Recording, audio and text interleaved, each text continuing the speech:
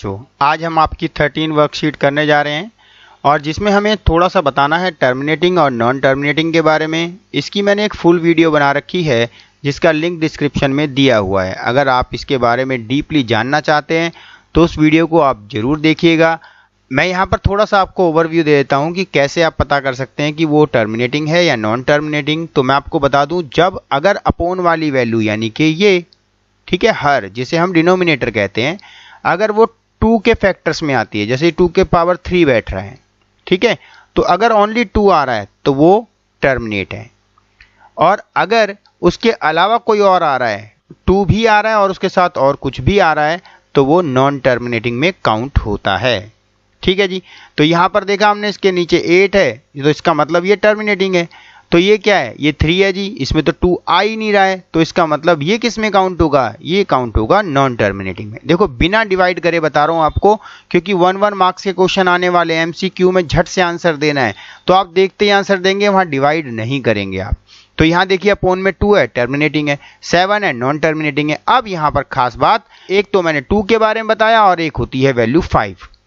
2 और 5 दोनों, ये अगर दोनों एक साथ आते हैं तो भी, और अगर सिंगल 5 आता है, सिर्फ सिंगल, ठीक है, लेकिन उसके साथ और कुछ नहीं होना चाहिए तो भी, यानी कि या तो अपोन में सिर्फ 2 राज करेगा, या फिर 2 और 5 राज करेंगे, और या फिर करेगा राज 5 ओनली।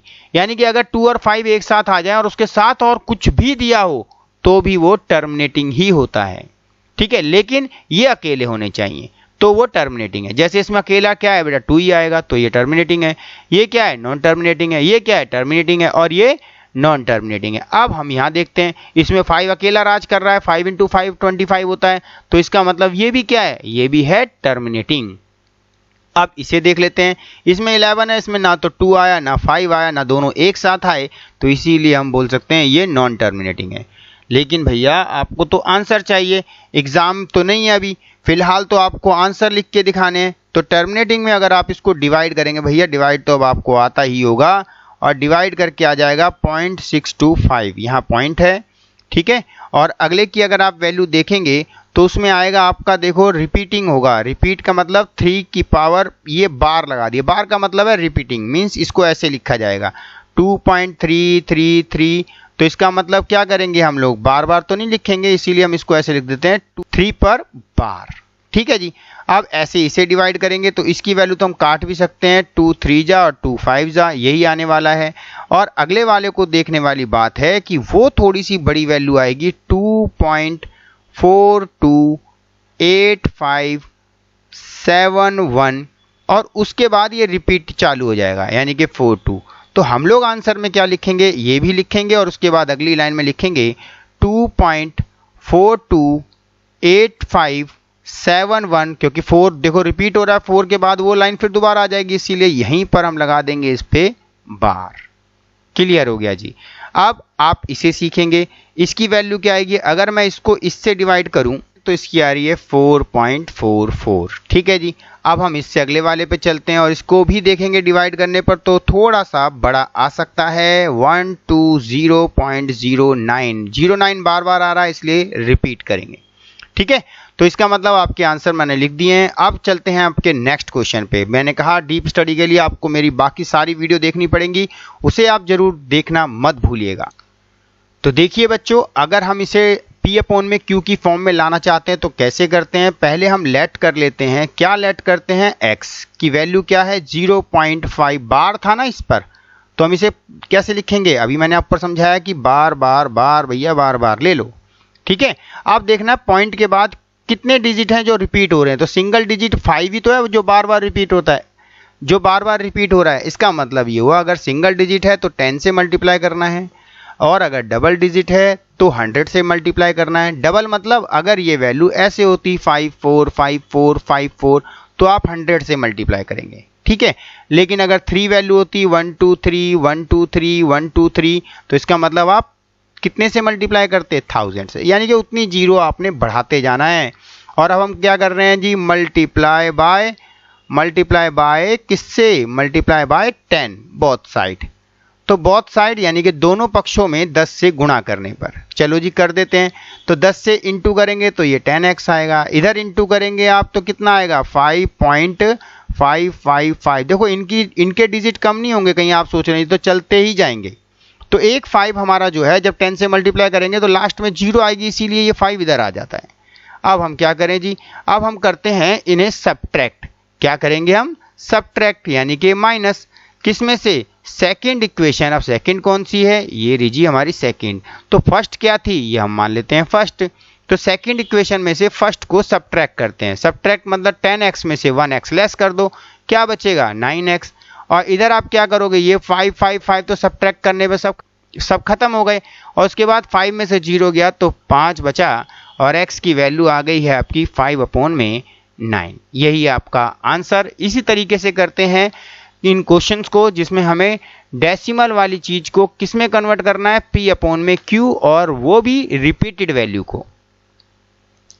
चलिए जी अगला क्वेश्चन लेते हैं। सेकंड में दिया हुआ है आपको 47, उस पर बार दोनों पर है तो हम लेट करेंगे x और 0.47 यानी कि दोनों चीजें बार बार रिपीट होंगी। चलो जी ले लिया हमने। अब क्या, वही फिर दोबारा से मल्टीप्लाई बाय किससे, अब 100 से, क्योंकि 2 डिजिट हो रही है रिपीट, पहले सिंगल डिजिट थी। ठीक है, बोथ साइड में दोनों पक्षों में किसकी गुणा करेंगे 100 से, 100 से। तो अब क्या आएगा बेटा यहाँ पर 100x, और अगर हम इसके करेंगे तो कितना आएगा 47 पॉइंट कितना 474747। अब तो 2 डिजिट हम उधर ले गए हैं। ठीक है, अब इसे इक्वेशन सेकंड देंगे और इसे देंगे फर्स्ट। चलिए फिर वही रूल हमारा, वही सब्ट्रैक्ट कर देंगे किस में से, सेकंड में से फर्स्ट को, घटाते हैं दूसरे में से पहले को। तो घटाने पर क्या आएगा 99x, वही 100 में से एक x घटेगा। और इधर हम माइनस करेंगे तो देखो ये सब तो कैंसिल। ठीक है, अब क्या बचा, इधर बचा 47। तो भैया आंसर आ चुका है कितना 47/99। और आप कंप्लीट कर लीजिए। हम करते हैं नेक्स्ट क्वेश्चन को। चलिए बच्चों हम करते हैं आपका लास्ट क्वेश्चन जिसमें दिया हुआ है 0.47। ध्यान से देखिए, बार ओनली 7 पर है। ये क्वेश्चन अलग टाइप का है, खास टाइप का है और इम्पोर्टेंट भी है। तो चलिए सीखते हैं आखिर ऐसे क्वेश्चंस को हम कैसे करेंगे। तो सिंपल सा रूल आप समझ जाइए कि हमने लेट तो कर लिया, अब इसे लिखेंगे कैसे वो भी आपको पता है। 04 इसको रिपीट नहीं करेंगे, ओनली 7 को रिपीट करेंगे क्योंकि 7 पर ही बार है। तो अब एक अलग चीज जरूर आ गई है इस क्वेश्चन में कि क्या पहले नॉन रिपीटेड वैल्यू को हम उधर लेके जाते हैं। अब नॉन रिपीटेड कौन है, 4, कितने डिजिट है, सिंगल। तो हम मल्टीप्लाई करेंगे बाय 10, किससे, multiply by 10 both side. Same वही रूल जैसे हमने सीखा, दोनों पक्षों में 10 की गुणा करने पर। 10 क्यों करा, क्योंकि पहले नॉन रिपीटेड वैल्यू जाएगी जी उधर। ठीक है, अब हमने देखा नॉन रिपीटेड वैल्यू तो उधर चली गई जी, तो अब किसको लेके जाएंगे, अब रिपीटिंग को। अब रिपीटिंग वाली क्या है, क्या सिंगल डिजिट है, बिल्कुल है। तो हम लिखेंगे अगेन। अगेन क्यों, दोबारा। दोबारा किससे, मल्टीप्लाई। किससे मल्टीप्लाई, बाय किससे बेटा, बाय 10 से, क्योंकि सिंगल डिजिट है। यानी कि अब की बार फिर हमने 10 से मल्टीप्लाई करनी है, लेकिन इन इक्वेशन, याद रखना इन इक्वेशन सेकेंड यानी कि दूसरे समीकरण में। अब मल्टीप्लाई करते हैं, ये हो गया आपका 100x। ठीक है, इधर मल्टीप्लाई करेंगे तो अब 7 आगे चले जाएगा और ये वैल्यू आपकी आ जाएगी ऐसे। ठीक है जी, अब इक्वेशन हो गई आपकी ये थर्ड। अब क्या करना है, अब सब्ट्रैक्ट का रूल तो वैसे ही रखना है, लेकिन बस इक्वेशन चेंज कर देनी है। इस बार थर्ड में से माइनस करना है सेकंड को। ठीक है जी, 100 में से 10 गए तो 90x। अब आप खास बात देखिए, वहाँ 99 आती थी वैल्यू, और अब इसमें यहाँ पर लास्ट डिजिट हमेशा 0 रहेगा। तो देखिए क्या आएगा आपका 40 था और x की वैल्यू आ गई है 90। तो यही है आपका आंसर। आपको अगर वीडियो अच्छी लगी तो प्लीज़ चैनल को सब्सक्राइब कीजिएगा, बेल आइकन को जरूर दबाइएगा ताकि मैं आपके लिए हर वर्कशीट लेकर आता रहूं। तो ठीक है बच्चों, मिलते हैं आपकी नेक्स्ट वर्कशीट में।